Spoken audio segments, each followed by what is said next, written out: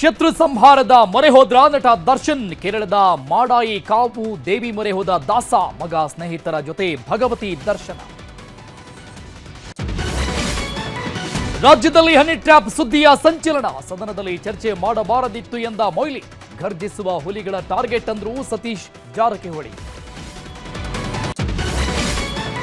ಪ್ರತಿಭಟನೆಗಷ್ಟೇ ಸೀಮಿತವಾದ Karnataka bandh. Town hall ಬಳಿ ಕನ್ನಡ ಪರ ಹೋರಾಟಗಾರರು ವಶಕ್ಕೆ. ಬೆಂಬಲಿಸದವರ ವಿರುದ್ಧ ವಾಟಾಳ್ ಕಿಡಿ. ಎರಡು ಕುಟುಂಬಗಳ ನಡುವೆ ಕಲಹ. ಲಾಂಗ್ ಹಿಡಿದು ರೌಡಿಯಂತೆ ಅಬ್ಬರಿಸಿದ ಮಹಿಳೆ. ಹಾಸನ ನಗರದ ಬಸ್ ನಿಲ್ದಾಣದಲ್ಲಿ ಘಟನೆ.